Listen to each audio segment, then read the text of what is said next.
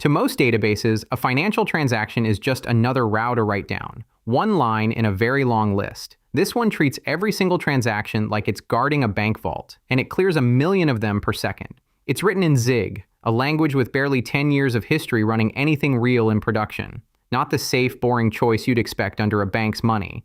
And here's the part that shouldn't be possible. Speed and safety are supposed to be a trade-off. Here, they weren't. They got both by deleting everything unpredictable. Let me show you how. Start with a question nobody asks out loud. Why would anyone build a new database in 2026? We already have Postgres. We have MySQL, Oracle, SQL Server, decades of engineering, billions of dollars, every edge case someone already hit and fixed. And they're extraordinary tools. But look at what they are. General purpose engines. They're built to store anything, a user profile, a blog post, a shopping cart, a bank balance, all with the same machinery. That flexibility is exactly why they took over the world. But money doesn't behave like a blog post. Almost every financial system on Earth runs on one specific pattern over and over, double entry accounting. Every movement of value debits one account and credits another, in the same breath, atomically, or it doesn't happen at all. Move $10, and $10 must leave one place the instant they arrive in another. No in-between state is ever allowed to exist. But there's a catch.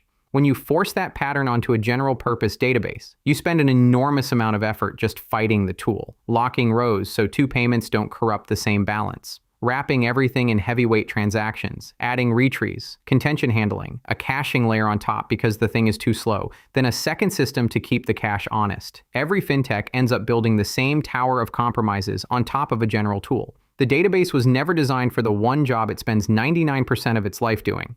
So a small team asked the opposite question. What if the pattern came first? What if you built a database that only does double entry transactions, nothing else, but does it better than anything general ever could? That database is called TigerBeetle, and the first decision they made is the one that sounds the most reckless.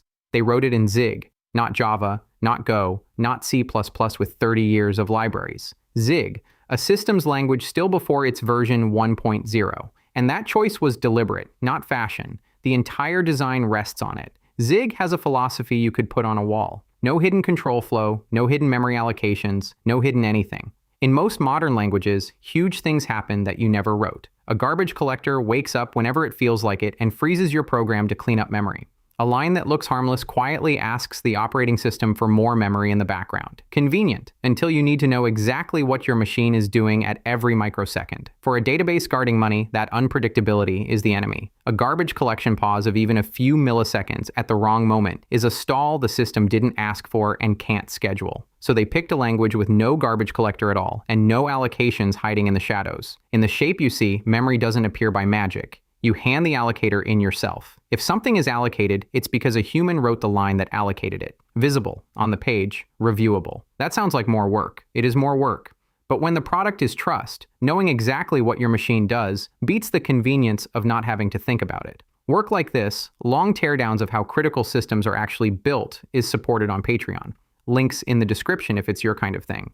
So they had a language that hides nothing. The next move was to take that idea to an extreme almost no one uses. And it's what unlocks the million. The counterintuitive part, the speed comes from removing everything unpredictable. And predictability, it turns out, is what lets you go fast without fear. 3 ideas do the heavy lifting. The first is static allocation. TigerBeetle asks the operating system for all the memory it will ever need, once, at startup. After that, 0 allocations, forever. While it's running and clearing transactions, it never asks for another byte.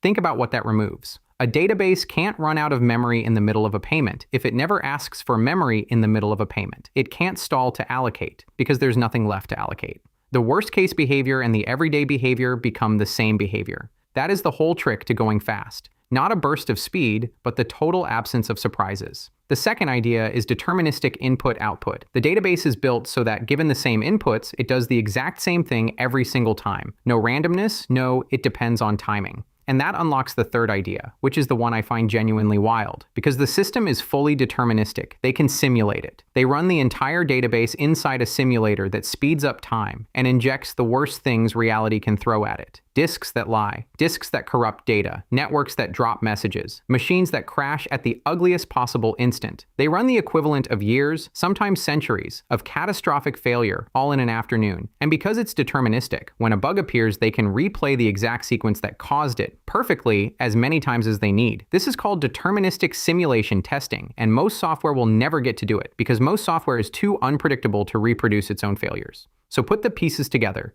It's fast because nothing surprises it. It's safe because it's been broken on purpose 10,000 different ways before it ever touched a cent of real money. The speed and the safety come from the same root.